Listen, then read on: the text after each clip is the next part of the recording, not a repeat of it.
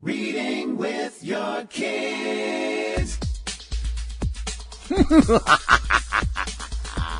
Hello, my name is Jedley, and this is a spooky special episode of the Reading with Your Kids podcast.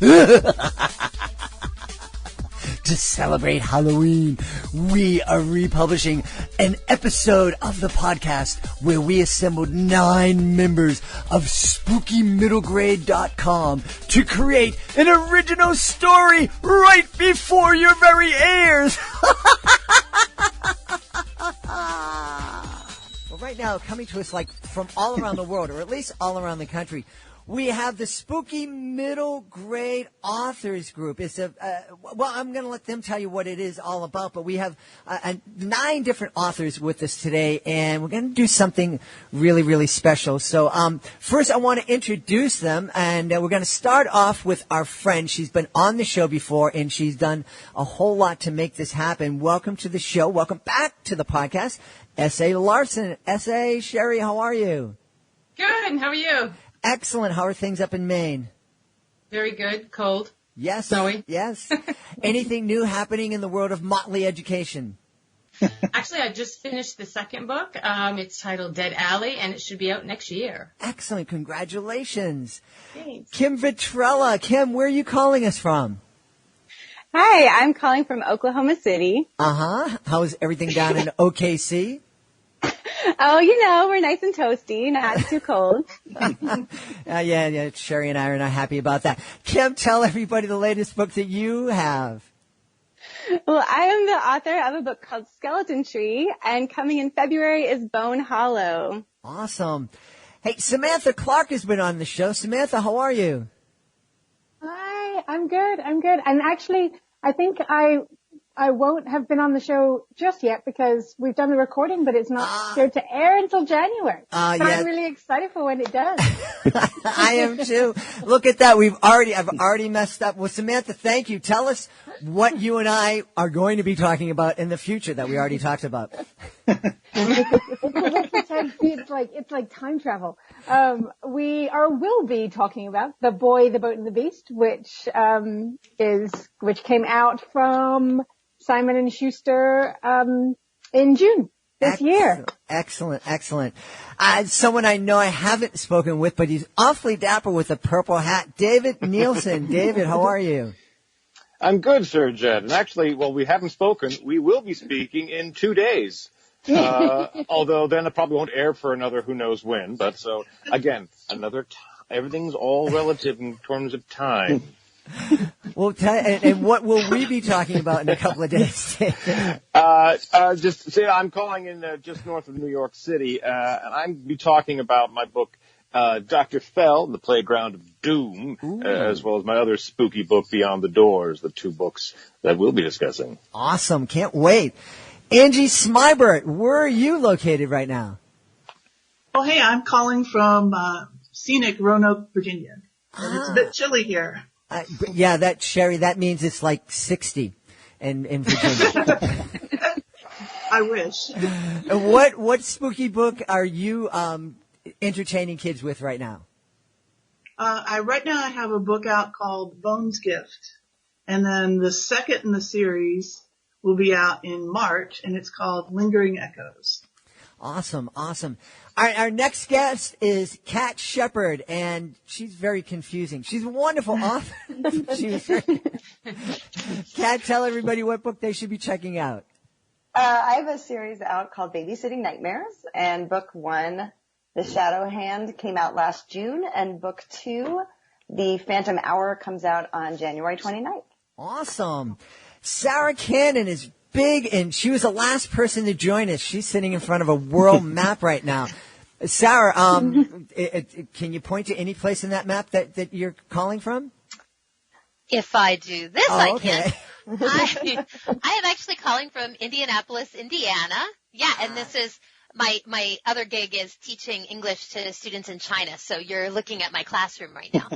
Oh, fantastic. We've hosted a number of international students in our home, and a lot of them come from China. So if you had any hand in teaching them English, thank you very much. Shay Shay.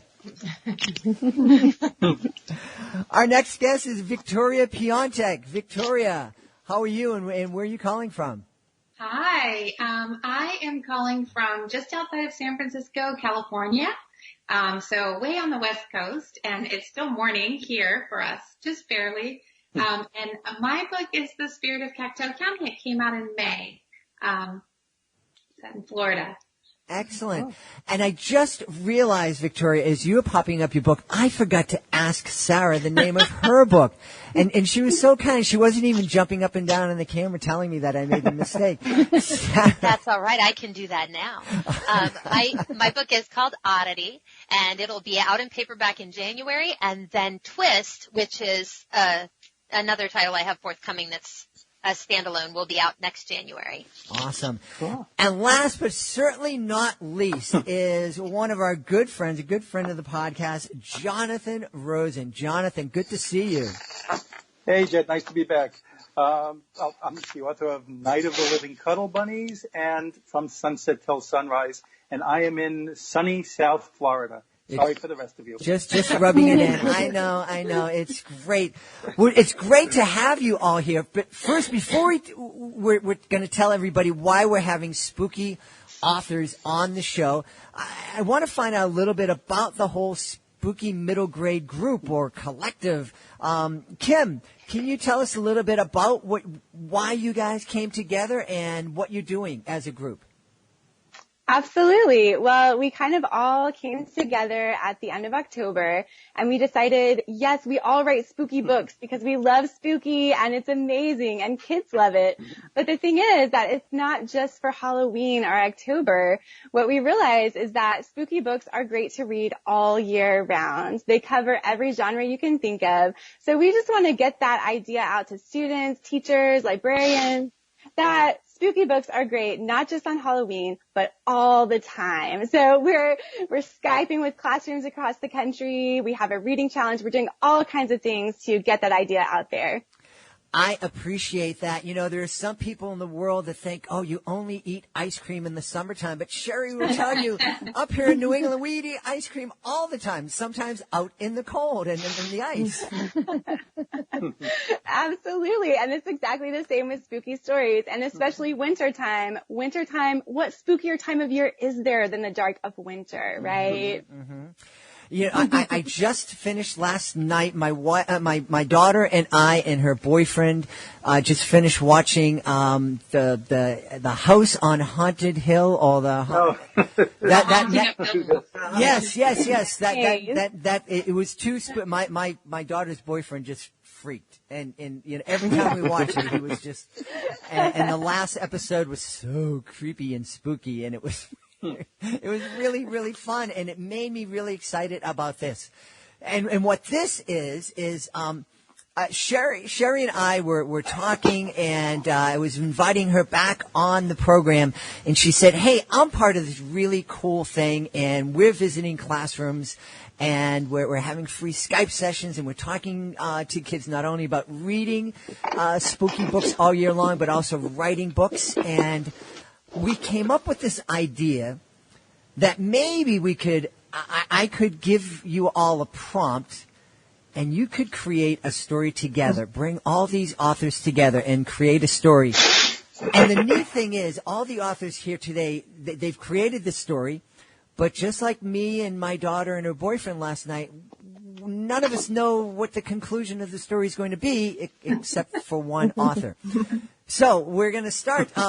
Sherry, do you remember the prompt that we talked about? I do. Yeah, it was. My niece. I wanted something, a gift for my niece, and Jimena is amazing, and she has fallen in love with hockey. And I thought, how cool would it be if we have a young girl who loves hockey, who's in an arena for the big game, and then forgot something in the locker room, went back to the locker room to get it, and when she came out, that big full arena is empty. What did you guys come up with? Sherry, did you want to start us? Sure, that's exactly what I did. I basically wrote up your prompt. So I think, David, we need like a spooky moi or something. Give us one. That's right. All right, here we go. Frigid air pressed into Maya as she trailed her fellow teammates down the hollow tunnel. Howls from the packed ice arena echoed off the concrete walls. The edge of her skate blade caught on the rubber mat, and she stumbled. Nerves never got to her, but this was a big game for medieval middle school. The Blue Wraths had annihilated them last year, 9-0. Good thing this year Maya had her lucky charm with her. She slipped her fingers under the neck of her shoulder pad to grip onto the amulet. Panic flushed through her body, and she clawed at her neck. It wasn't there. Her grandmother had given her the amulet last month with the instruction, keep it safe, it's special. Maya had laughed it off, and still did, only not right now. Even the possibility of attracting negative energy was out of the question. They needed to win this game.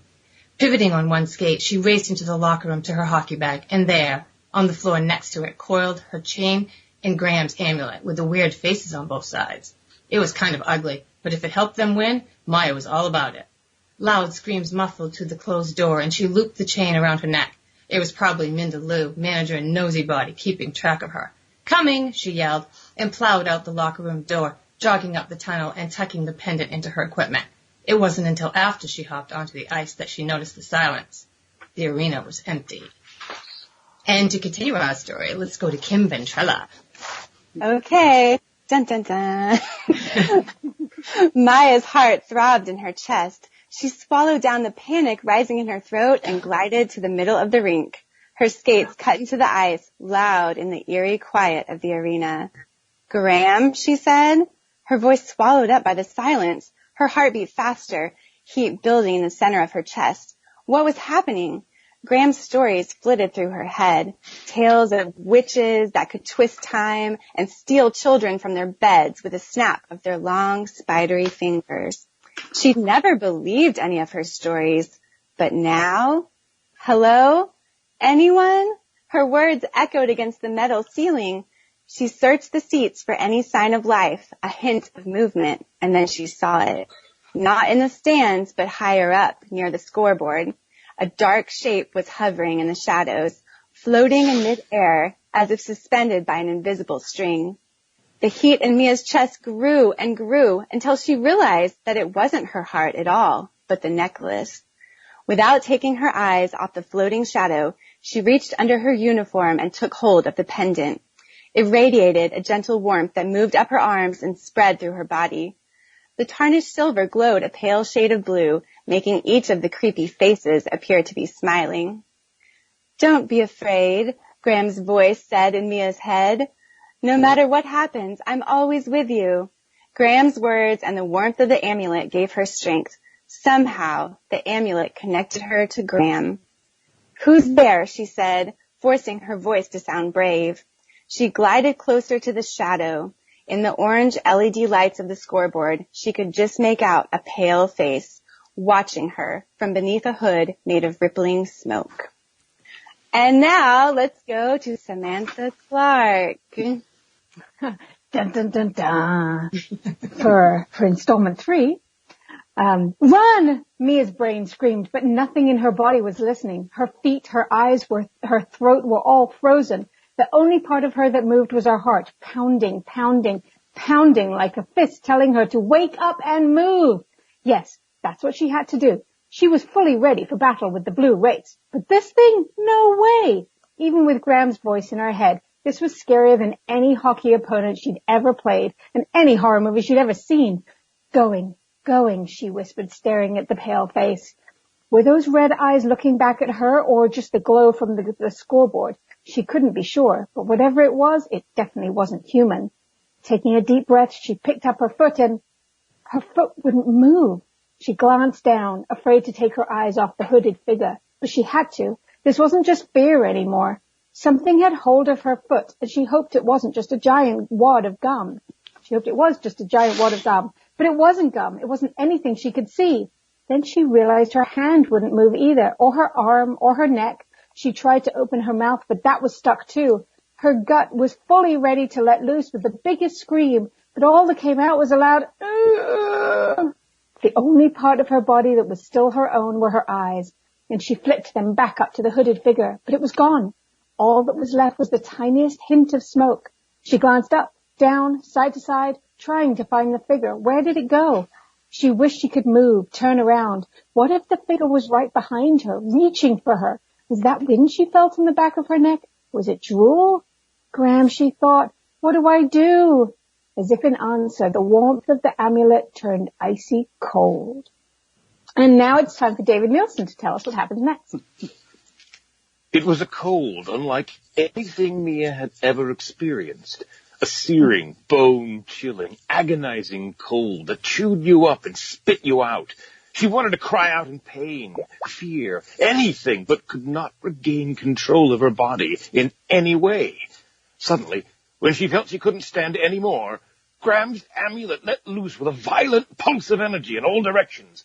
And just like that, it wasn't cold anymore. In fact, just like that, I can move.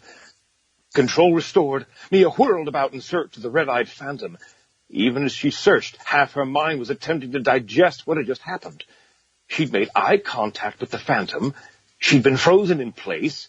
Graham's amulet had become ice cold before blasting out a wave of energy, and she could move again. Did the amulet just save me? She wondered. Was there some truth in all of Graham's tall tales? Was this amulet magic? Her thoughts froze as her eyes spotted the phantom floating down to the ice behind her. She threw all amulet-related questions onto the back burner in order to concentrate on the unholy vision of evil now glaring out at her.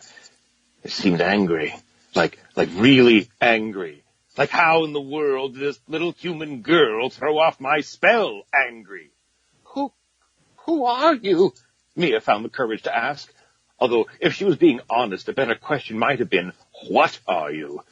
Rather than answer, the red-eyed spectre opened its mouth and screamed. And now, we'll go to Angie Smeebert to find out what he screamed. The sound was like 1,000 snowy white barn owls screeching in the dead of night. Mia had heard one in Graham's barn, but this was no owl. The phantom shriek tore through her and the arena. It was all Mia could do to cover her ears, amulet still clutched in one hand. The ice beneath her skates moaned and crackled. A giant crevasse zippered open before her, and an icy hand, did phantoms have hands? Pushed her hard, sending her racing right toward the gaping maw in the ice. She could feel its hunger. Its icy teeth widened, and the phantom chuckled. Stop, the amulet whispered. Was that Graham's voice? Don't let it take you to the other side. Hockey stop, Mia's brain shouted, and her feet answered. Her right leg instinctively turned so her inside edge began shaving the ice, slowing her down. But was it enough? Well, now it's time for Cat Shepherd to tell us what happens next. Dun, dun, dun! The blades of her skates shrieked as she dug in, stopping just inches from the chasm's edge. In the darkness below her, she saw only roiling movement as slick, sinewy shapes seethed over one another, rising toward the surface like bubbles in a cauldron. Mia couldn't make out what the shapes were, but the sound of them was like thousands of teeth chattering at once, and they were coming for her. Mia fell to her knees and scurried backwards, her breath coming in ragged gasps. Her eyes scoured the arena, searching for an escape. There, across the ice, a break in the wall. Could she make it? With quivering legs, she stood up and pushed off, keeping her stance wide and her center of gravity low, just like she'd learned in her hockey drills. But just as she was about to reach the wall's opening, her skate stuck and she pitched forward, her palms slapping the ice as she skidded across the slick surface. She twisted to see what had caught her skate and found the phantom towering over her, its red eyes glowing with malicious triumph. The sound of its laughter burned into Mia like an acid. She gritted her teeth and squeezed her eyes shut. Please, Graham, she whispered. Help me. The amulet had protected her before. Could it protect her again? She reached for the stone, but her hand closed around nothing but empty space. Now we have Sarah Cannon continuing. That's when she realized the amulet had flown backward when she fell. Instead of dangling in front of her, it was at the back of her neck, pulling against its chain, facing the demon. This time, she felt a rush of heat and a pulse of outward force. Over her shoulder, she saw the demon fly across the arena and slam into the clear plexiglass wall on the other side. The amulet had just performed the world's biggest body check. That is, if phantoms had bodies. Body checks were totally illegal in middle school hockey, but Mia figured there was an exception to every rule. So far, the amulet had warded off the phantom at every turn, but Mia knew the best defense was a good offense.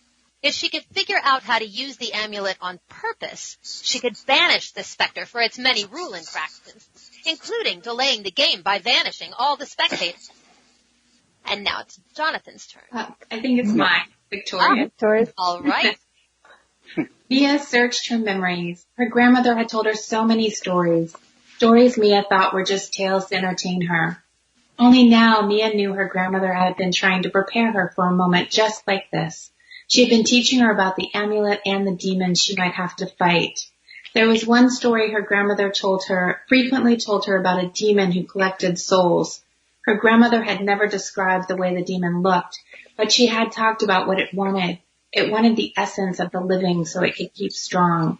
Like a spider, it trapped people and collected them in a hiding place to devour later. Mia wondered if the demon attacking her was the same one from her grandmother's stories. And then, with a sinking feeling, she thought about all the missing people. If this was the same demon, then all those missing people would be demon food if she didn't do something. Worse, if the demon had taken them somewhere to devour, she would not only have to figure out how to defeat him, but also how to save the trapped hockey audience. The demon whirled overhead, threatening her. It was going to attack again, and Mia had to be ready. Not just to defend herself, but to fight. Mia had to figure out how to control the amulet. The demon floated closer and opened its gaping mouth. Mia felt bile rise in her throat. The demon wanted to eat her. Mia forced herself to take a deep breath to clear her head. She needed to stay calm. If she was going to fight, she needed to think. She tried to remember what her grandmother had said about magical amulets in her stories. Mia recalled all the things she knew about amulets. They had power, of course, but what about the person wielding it? They always had to figure out how to control it by reaching deep inside themselves to find the source of their true power. Except Mia wasn't sure she had a source of true power. Even if she did, she only had about 10 seconds to find it before she was demon food. Without a moment to spare, Mia seized the amulet in both hands and used the surroundings to take shape in her mind and projected them outward. Cold. No, not just cold. It went beyond that. Freezing. Suddenly, several jagged frozen fingers of ice shot out from the amulet and snared the phantom in its grasp. The phantom shrieked for several seconds before the icy fingers curled into a fist and enclosed the phantom in a solid block of ice. Just like that, Mia was back on the rink with a hockey stick in her hands. The roar of the crowd startled her. She realized that she was within 10 feet of the goal and controlling the puck. Go, go, the fans urged her forward. Mia deked left, enticing the goaltender to commit before she swerved back to the right, and with a hard snap of the wrists, fired the puck into the back of the net, sending the home crowd into a frenzy. Mia thrust her arms skyward in triumph, but her elation lasted only moments until the sound of the whistle shattered her euphoria. The crowd groaned as one entity as the referee skated over and pointed to the penalty box. What? Mia cried. What did I do? He motioned toward the amulet, using a foreign substance to gain an advantage. But the referee held his hand up. He clearly had no desire to hear any of her explanations. Mia gritted her teeth and skated over to the penalty box. She stopped in her tracks when she saw, already sitting there, behind the glass partition separating the two teams, was the phantom. Her shoulders slumped and her hood pulled low over her eyes. Mia took the seat right on the other side of the partition. What are you in here for? Mia asked. The phantom shrugged. Stealing souls and trying to devour fans. Mia sighed and shook her head in disgust. I swear they're making the game too soft nowadays. The phantom nodded. Ain't that the truth? The phantom turned to Mia. By the way, I was a big fan of your grandmother's. Best demon-slaying hockey player I ever saw. Mia smiled. Thanks. She studied the phantom for a moment. She didn't look as intimidating as before. As a matter of fact, they weren't so different at all. Say, do you want to get together in another dimension and practice sometime? The phantom laughed. I'd like that. Bravo! Bravo! that was amazing. That was absolutely amazing. And Jonathan, talk about coming out of nowhere. I mean,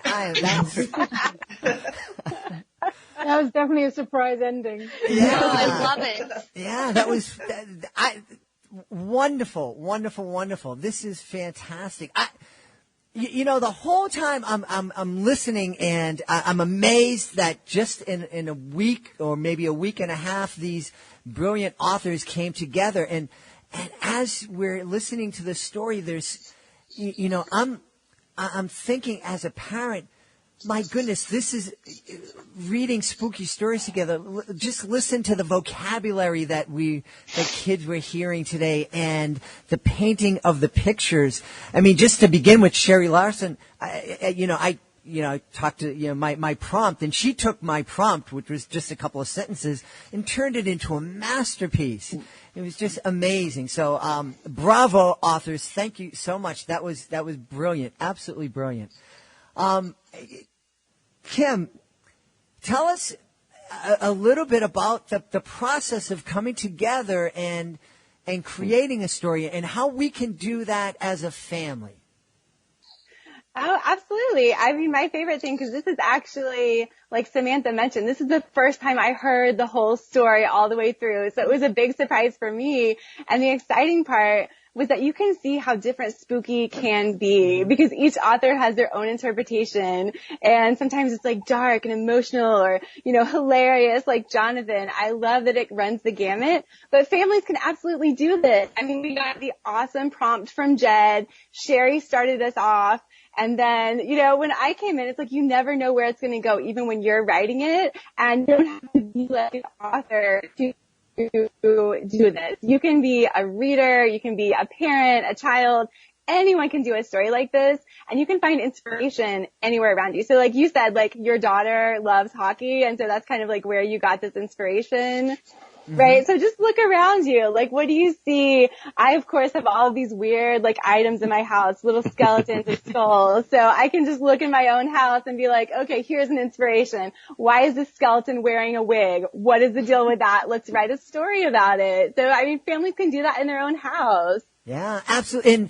And Sherry, as a fellow New Englander, you spend a lot of time in the car driving kids probably to hockey practice and hockey games. How much better do you think, as a parent, do you think it is for us to spend time creating a story together as we're driving here and there, as opposed to listening to the current pop song? You and I have discussed this before. That's one of the things when I was a kid, some of you may have done this. You play like either the car color game where everybody gets a color, and then at the end of your journey, whoever has this many red cars, whoever has the most wins. We used to do that with a bunch of different things when I was a kid. But as a parent, and I was always driving all like 4 hockey players, and they were all over the place, and we would come up with prompts like as we're driving, whatever's going on around us, and we would use it in the story. Whoever's turn, like somebody would have to make like 2 sentences up, and then the next one would have to. And at first the kids would, I don't want to do this. But after they started, it became pretty fun.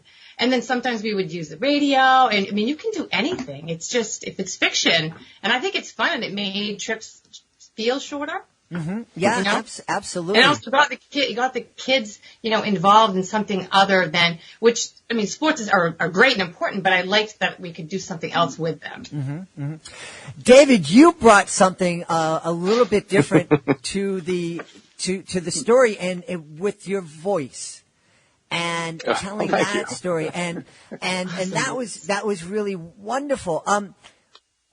What about? I know there are a lot of parents out there that may feel a little, I don't know, I'm not that person that can go on stage and get voices and all that other kind of stuff. But I'm imagining at some point in your life you might have felt that way. And how can you encourage parents to just kind of drop their guard a little bit and just kind of go for it and just throw themselves into it? I will first say I don't think there was a single moment in my life when I didn't want to be doing that. Okay. However, to play on to your point, another thing I do outside of this is I teach after-school improv to kids in grades about 3 through 8 or so. And I'll get kids who don't have any desire to do anything. They don't know why they're there. Maybe their mom put them in something. And it's just, for many kids, the idea is they are ready to be active and stuff on the stage. They just need permission. They feel nervous about it. They don't know if it's okay to be as silly or as big or whatever. And, and my classes are all based on comedy improv, and so it's like you've got to be as big as possible. And make that even a sillier thing. Go sillier. We're always saying, and that is what really tends to loosen up a lot of these kids. And I've had parents come to me after at the end of the semester saying, this kid my child has been one of these quiet, he reads, does nothing but read, and he decided to take your class, and now he had us doing some of these games at a family gathering, and he's a lot more active and alive, and it's a lot of fun to see that. So just give your kid the opportunity, give your children the chance to tell them it's okay to be silly and ridiculous, and usually they'll say okay and go for it. Yeah. Hey, Sarah, I was wondering, as someone who's teaching international students, and you're teaching kids in China, does the love of spooky stories travel around the world? Do you find that your students in China also love those spooky stories? Absolutely it does. And, there's not complete overlap in what's available, but there are an enormous number of students that once they're able to speak to me in complete sentences, the first thing they want to talk to me about is Harry Potter. And so we have those conversations all the time, and I'm always pulling up GIFs on my phone so that when someone doesn't know, because, really, of the words that I'm teaching, hippogriff isn't on the list, right? It's like class object. It leads kids to kind of, like David said, to want to put themselves out there, because what we're really trying to do is face-to-face communication, and to push a kid beyond learning a language in an academic fashion into actually speaking a language with another person. And stories inculcate this desire to do that, So I really think that storytelling is something very universal and something that we can use to connect to people around us with whom we might otherwise think that we didn't have very much in common. Yeah. Kat, that's, I love that idea. How were you drawn to telling stories, especially telling spooky stories? Well, I think as a kid, I was always kind of a storyteller. I would play a lot of games, at the table, during dinner with my family, and my brother hated playing the games, and I would find ways to trick him into playing. And so one of the games that I started was like, what would you do if? And I'd be like, what would you do if, a giraffe walked into the kitchen? And he'd be like, you're stupid, I don't want to play. And then over time I would sort of pull it out of him, and then we would play. So I think that was always a part of my life, and I was always drawn to scary stories. I think a lot of kids are, because it engages your mind in such a way. I think you do get that description. It's easy to make a movie in your mind when you're reading. I was a classroom teacher, and I teach a lot of metacognitive strategies, which is just strategies about thinking, where you figure out what is my brain doing when I'm reading and I'm engaged, and then figuring out how to take those strategies and apply them when you're not engaged. And so scary stories are a great way to teach that, because there are so many things your brain is doing. And so I knew when I wrote, I wanted to write something that would engage kids' brains and just open up reading to them. Well, you certainly do engage, and this story engaged my brain. I just absolutely loved it. Angie, what other kind of experiences have you had that drew you to this particular genre? Well, I think I've always had the stories sort of running in my head. I wasn't necessarily the storyteller that decided to tell them to other people. I just finally decided I'm going to write them myself. Mm-hmm. But yeah, I've always liked the kind of, maybe not the scary horror kind of stories, but spooky, supernatural kind of stories and I think that allows you to deal with all sorts of other things without really the reader having to be scared. Mm-hmm. If you're dealing with supernatural, the reader knows, oh, that's not really real, but it's scary. Mm-hmm. And you can solve a problem within that. It teaches them that they can have some control over what's going on. That they can be the little hero in their story. Interesting. Samantha, as Andrew was speaking there, I'm thinking a scary story, especially reading a scary story, might be a safer way or a more comfortable way for a kid to start talking about a real life scary event. Yes. Yeah. Yes, absolutely. That's one of the that's like Kim was saying, talking about how spooky stories are good all year round. And in fact, most librarians that I talk to, when I ask them what genre, is requested the most, they say horror books. And I think there's part of that is because there's that fun, there's that anticipation of being scary. But beneath that, one of the wonderful things about spooky stories and scary books is that you can test your boundaries, but in a safe place. You can, when it gets too scary, you can close the book and you can put it away. There was actually, a friend of mine, her nephew read my book and she told me that he got to a certain point and he was really loving the story, but it was too scary for him, so he had to put it away. But then the next day he picked it back up again and he finished it off and he really loved it. But that's what scary stories allow us to do. We can, because it's within a book, we can put it away until we're feeling a little bit braver.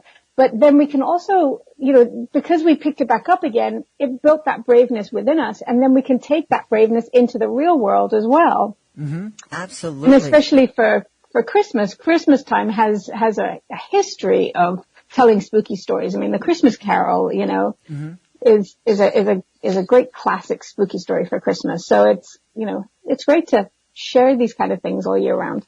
Yeah, Victoria, one of the things that when I read the original Christmas Carol, I was amazed that it's a creepy, scary story. There's a lot of kids stories that have become kind of sanitized or Disneyized over the years. And, I mean, the Grimm fairy tales. I mean, when I read those original ones, I'm like, this is nuts. This is crazy. What do you think about that? Do you think that there's a value to leave that kind of horror in there? Do you think the stories lose something as they're kind of softened and again, used the term Disneyfied? Right. I do think that people, since time began, have been using stories to teach and tell and share. And I do sometimes think when we protect kids too much or talk down to them, they're thinking about these things. They're thinking about what happens when you die or scary, or they're dreaming about scary things at night. And I sometimes think that when we sanitize their stories too much, we don't give them an opportunity to explore different ideas or concepts that they're already thinking about anyway. Mm-hmm. And I think most kids are fairly sophisticated, and I do feel like some of the stuff that maybe is too much for them, they end up reading over anyway. And as adults, we bring a lot of our own knowledge to stories when we read them that kids don't always bring to a story and are reading. So sometimes they can read something that we feel like is heavily loaded with all these other themes, that they just read it as fun or just as a beginning exploration of, they're kind of forming their philosophy on life and what they think about things. Mm-hmm. Absolutely. Speaking of fun, Jonathan, I like I said, I love that twist and the humor that you brought to the story at the end. I'm one of those people. My niece Jimena. I mean, one of the things when we go to the movies and we usually see the superhero movies, but they'll oftentimes be showing the previews for the next slasher scary movie, and I just sit there laughing at it all. What is it that you bring so much humor into your stories? Are you and I just twisted? That we find humor in all this craziness? I think, we talked about this, I think, one of the earlier podcasts.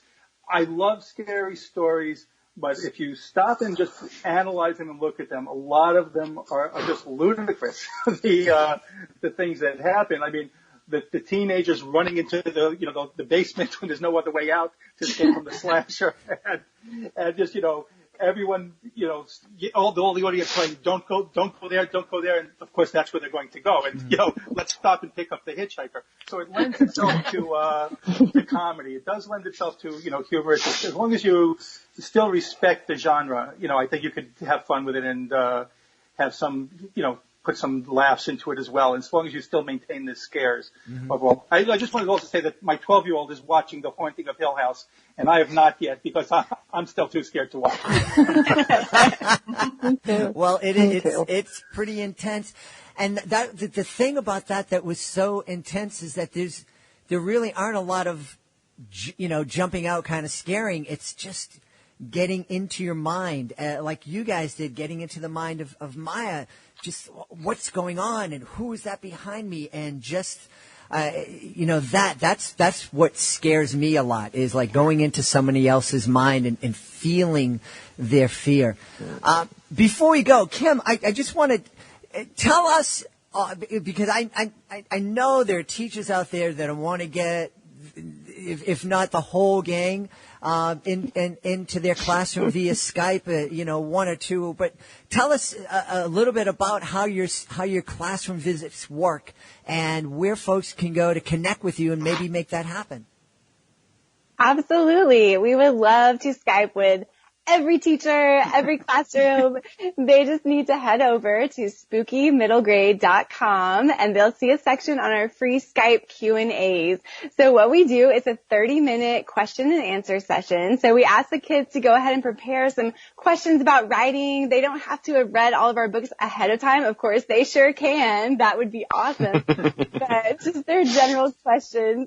And then we will go around and just do a little intro, talk about our books. We always do 2 fun facts so they can look forward to some really silly stories from each of the authors and some secret facts about us.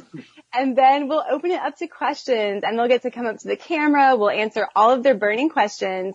But also, since 30 minutes is really short, if they have leftover questions, we've started a YouTube channel, Spooky Middle Grade. So we will answer all of their leftover questions in a live video on our YouTube channel. And they can also go watch the recording whenever. So that's another fun thing that we started. And yep, just spookymiddlegrade.com. They can head over there, and we're looking to connect with as many classrooms as possible to share the love of spooky stories. Well, that is wonderful. Talk about one of the best Christmases I've had in a long time. I had so much fun. We want to thank our guests, S.A. Larson, Kim Ventrella, Samantha M. Clark, David Nielsen, Angie Smybert, Kat Shepard, Sarah Cannon, Victoria Piontek, and Jonathan Rosen. Thank you all so much. We know we're going to be hearing from Samantha and David in future episodes, and I want to invite each and every one of you to come back on and have your own episode here on the podcast. Thanks so much for being part of the show tonight. Thank you. Thank you. Thanks for having us. It's so great. Thank you. Goodbye. Please be sure to join us for the next edition of the Reading with Your Kids podcast. Our guest will be Nikki Bergstresser. She'll be here. We hope you will join us. I want to thank all of the spooky middle grade authors who made today's show oh so wonderful and spooky. I also want to thank my team, Alejandra Doherty, Fatima Khan, Peggy Cotto. Most of all, I want to thank my beautiful wife for all of the support she gives me. And, of course, we want to thank you. Thank you so much for taking the time to join us today. And, as always, thank you so very much for taking the time to make the world a better place by reading with your kids. I'll be looking for you in the next edition of the Reading with Your Kids podcast.